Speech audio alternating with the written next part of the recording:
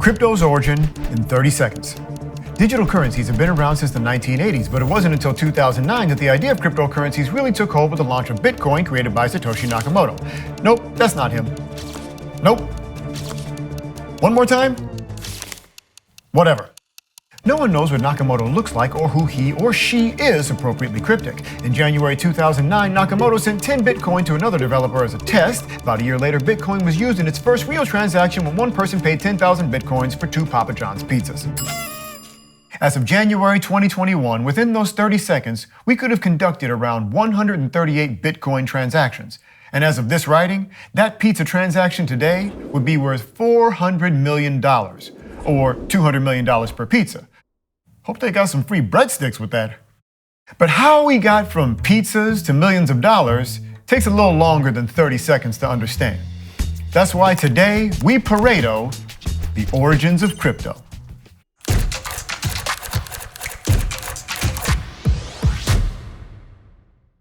Seems like a lot of companies want to put it on the blockchain these days. Me? I'd like to upload my consciousness into a sleek, indestructible robot body. But how does a blockchain work? Well, block is a group of records. No, not those records, of some transactions. You might have done this in your business with software like QuickBooks. Accountants typically keep this info very private. The chain part of these transactions is the link between each of these blocks of transactions. Take a baseball card. If I buy one from Tommy, for example, maybe he writes his name on it when he sells it to me. Then I write my name on it when I sell that card to someone, and so on and so forth. Is that a little silly? Not as silly as installing rocket boots on your robot body, but now you have a clear vision in your head for what hashes are. All those names written on the card are a unique identifier linking transactions. You can't replicate or change the transaction histories without changing every other link in the chain. This secures the transactions because no one person or organization can edit it or change it. And this history is public, not private. With no single organization controlling this history or manipulating the chain, these transactions are decentralized and protected from fraud, because everyone can see what everyone else is doing. Except for me, thanks to my robot body's thermo-optic camouflage. Now, the main reason why cryptocurrency uses blockchain technology? Because you don't need a bank or government to facilitate this exchange. It's purely peer-to-peer. Let's go back to that baseball card. If I paid Tommy for that card using, say, Venmo, then Venmo would be the trusted third party to take money from my Venmo account and put it into Tommy's Venmo account. Even if I paid cash, the US Fed issued those dollars to make the transaction happen. With blockchain tech, no third party is needed for recording transactions. So you can see why this makes banks and governments a little nervous.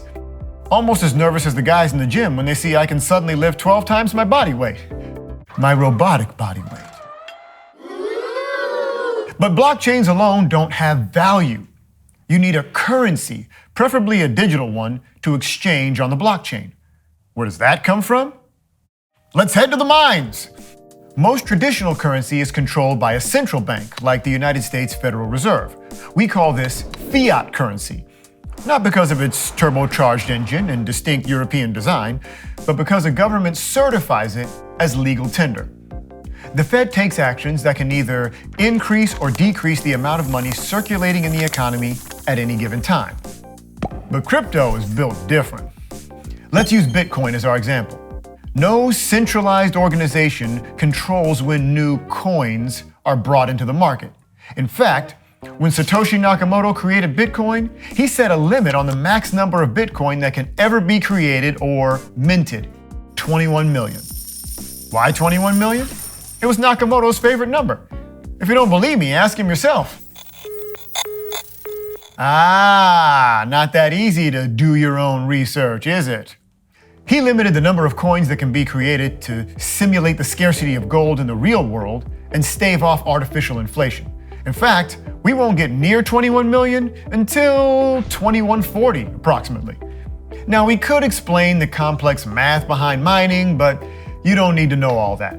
All you need to know is that Nakamoto created intensely difficult math problems for computers to solve, and that every one of these solutions generates a unique string of numbers recognized by Bitcoin on its blockchain called a hash. So mining crypto is similar to toiling away in the mines with a pickaxe looking for gold, only here it's computer processors and tons of electricity. We'll get to the environmental impact of all this down the road. Now that you understand the origins of crypto, I'm gonna go combine with 4 robot-bodied friends into a giant robot and save the planet. Hope I get to be the head. But we haven't covered everything on cryptocurrency, not by a long shot.